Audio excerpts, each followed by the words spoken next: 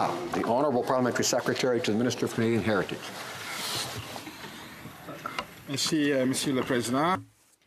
Thank you, Mr. Speaker. It's with pleasure that I speak in favour of Bill C-91 today, an act respecting Indigenous languages.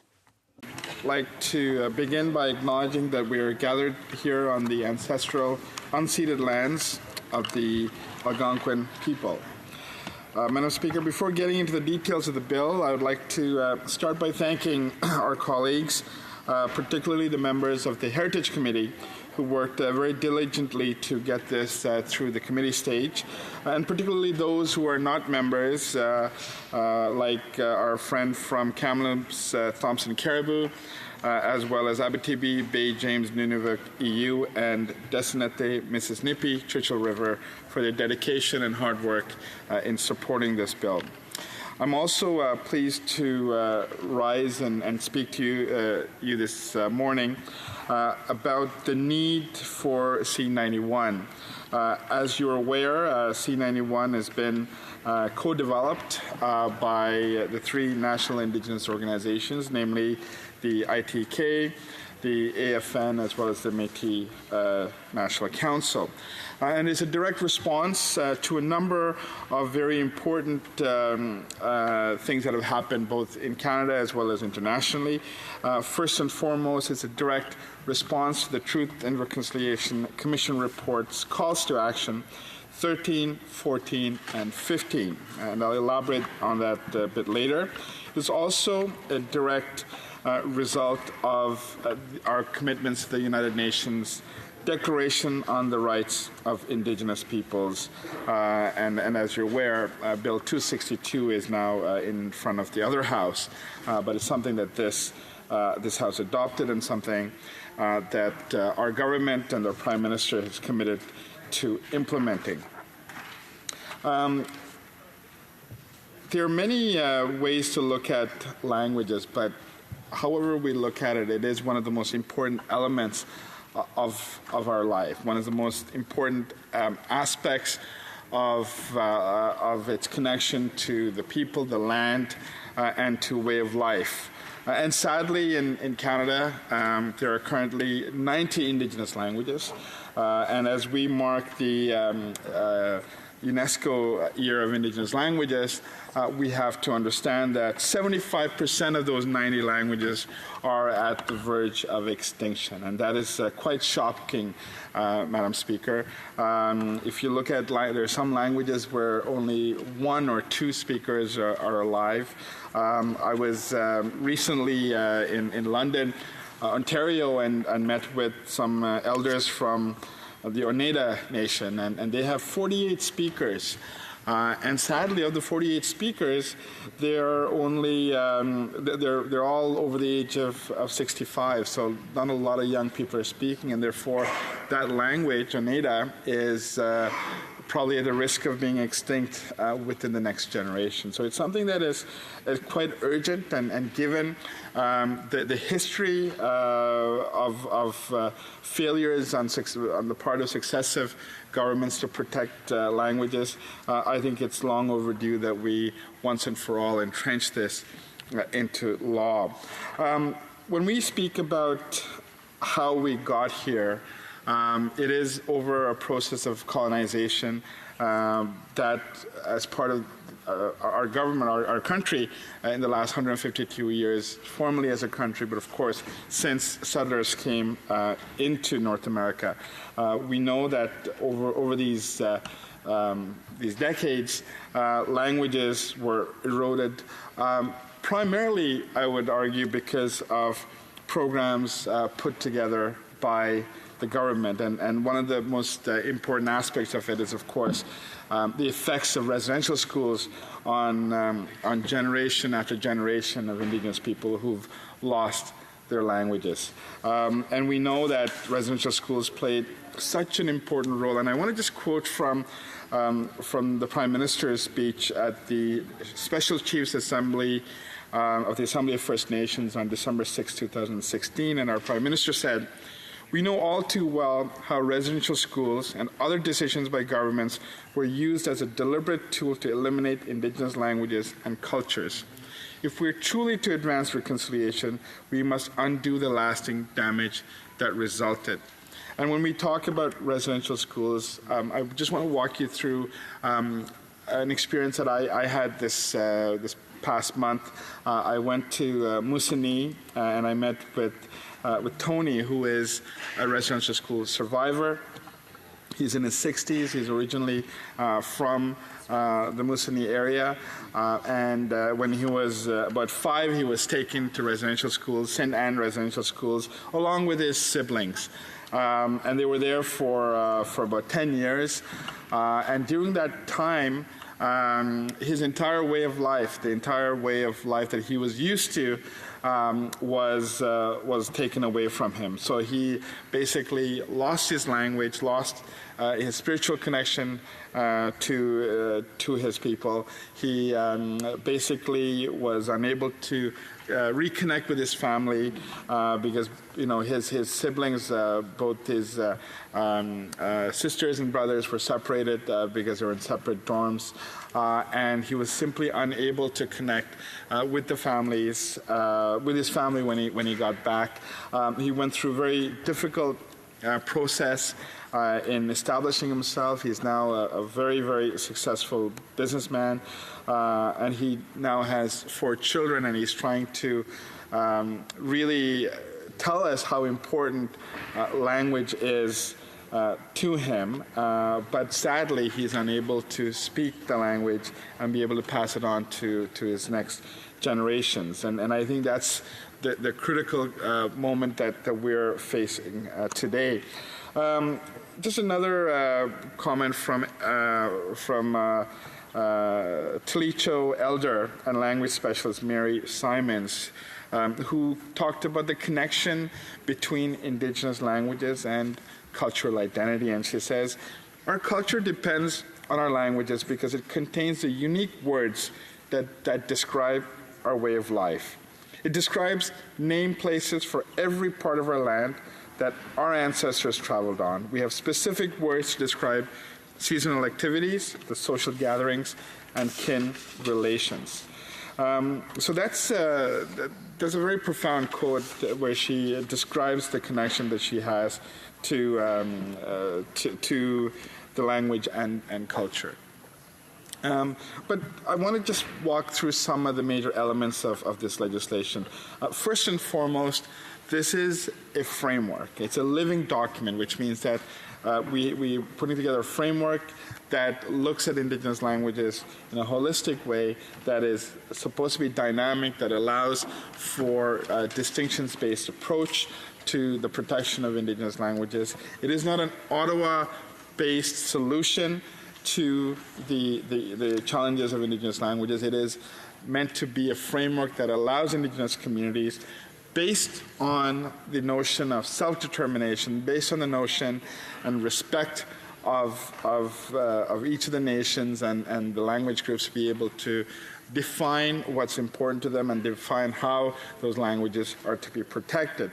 The bill is required to be reviewed every 5 years, and both within this House as well as outside, and it will adopt as languages grow and as situations change, so that support continues as we continue the reconciliation journey together with Indigenous peoples. And just to put it in context, when we have a language like Oneida, where we only have 48 language speakers, and we have, for example, languages like Cree, where there may be many more speakers, the needs and the ways to protect these languages are different. What may be important for one group may not be the same for others, and I think the framework that we put together really contemplates that and allows for this level of flexibility that will ensure that it is distinction-based, and it allows each and every community to be able to establish the framework, for the actual action plan for themselves. I want to just talk about one of the other major aspects of this, and that is the establishment of a National Commissioner of Indigenous Languages. This is something that's very, very important. For the first time, we're entrenching in legislation the commissioner who will oversee Indigenous languages and who will be supported by 3 directors who will together will be able to work on working with Indigenous communities and nations to develop programs and processes that will allow communities to be able to advance their requirements. And I think that's why when we look at the framework with that of the Indigenous Languages Commissioner, I think we have a very concrete plan that is really a starting point. It is not an ending point. It's a starting point that will look at turning the tide on the loss of these languages. And what we see from that is the support from the federal government, which, as you can see in Budget 2019, it's a significant investment in the right direction. Right now, we are investing $333 million over the next 5 years to support this initiative. This is currently, being debated as part of the Budget Implementation Act, and as you know, it's a significant change from the $89 million over 3 years that we currently have, which is roughly about 35 million a year for the Aboriginal Languages Initiative. So this significant change in funding, I think, will accelerate the ability of Indigenous languages to be protected. I think it's very important that we look at the need for us to protect Indigenous languages. And I bring it back to my personal experience, and I've spoken about this previously in the House as well. And I know the Minister of Canadian Heritage also has spoken many times when he talks about languages. Both of us, our primary language that we speak at home is neither English nor French, and we both came here at a relatively young age. My family speaks Tamil at home. It is the primary language, and over the last 35 years, we've seen a serious conflict that ensued in Sri Lanka over that one language. In fact, the use of the language, the ability of the people to access services in that language, we have over 100,000 people that essentially died as a result of it. And the reason I say this is because for me, the language that I speak at home is so foundational to my life. It's defined virtually every aspect of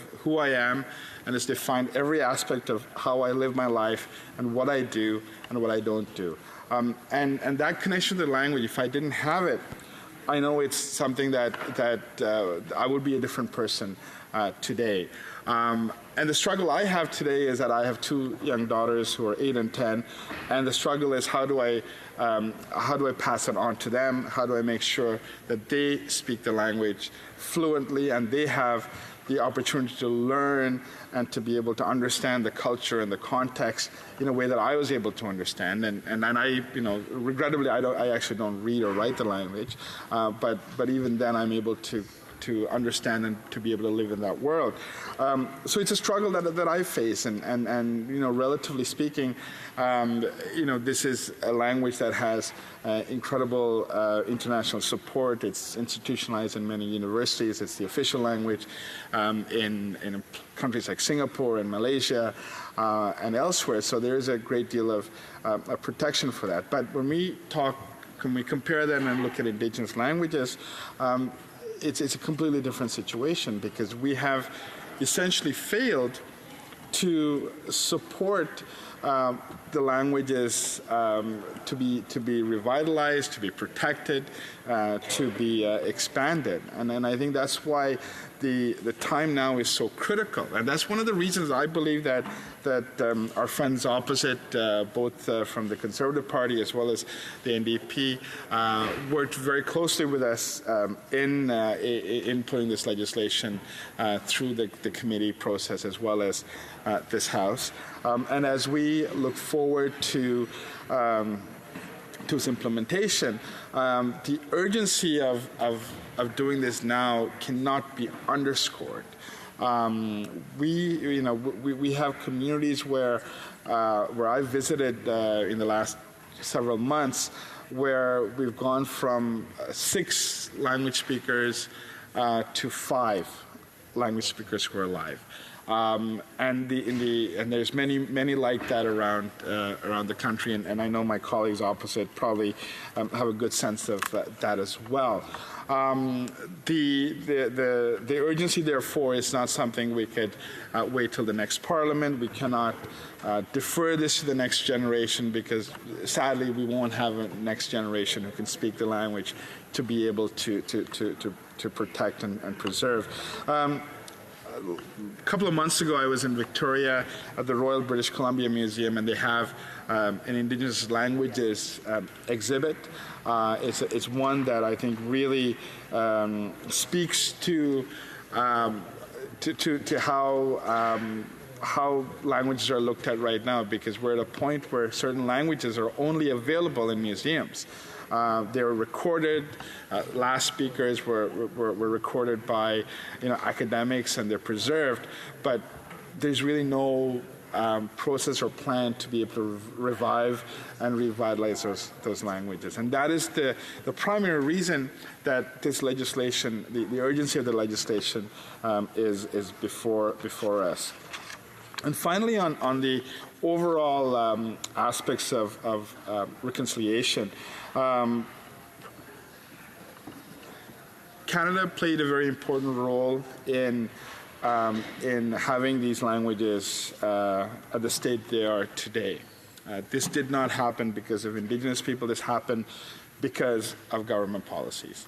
And it is government policies that need to change in order to support this process of revitalization. And that is the major responsibility of the federal government, and I believe that is the other impetus for us to support this and to push this forward. I think the commitments that we made to the United Nations Declaration of the Rights of Indigenous Peoples is critical. It's something that, as a government, the Prime Minister has accepted, and we're in the process of implementing it. And it is a very important step and milestone as we look at legislation that actually entrenches the principles of UNDRIP into law as we implement this legislation. In closing, Madam Speaker, one thing that I want to say, we can look at this loss of languages as something that is dire, and it is dire. It is critical that we revive it and we support its revitalization and its use.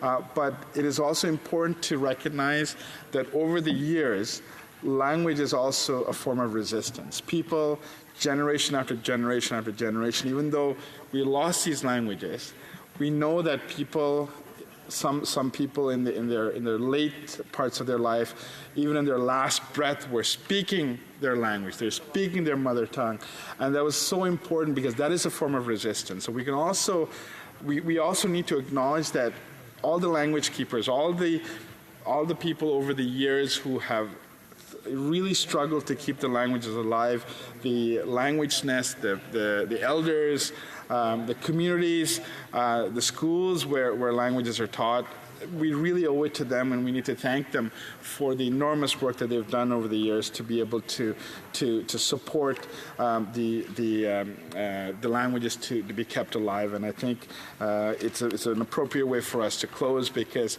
it is those people, their strength, and their commitment that's going to allow Indigenous languages to be revived and to be revitalized and to be used in day-to-day life. And I hope that one day we could really celebrate the survival of all these Indigenous languages.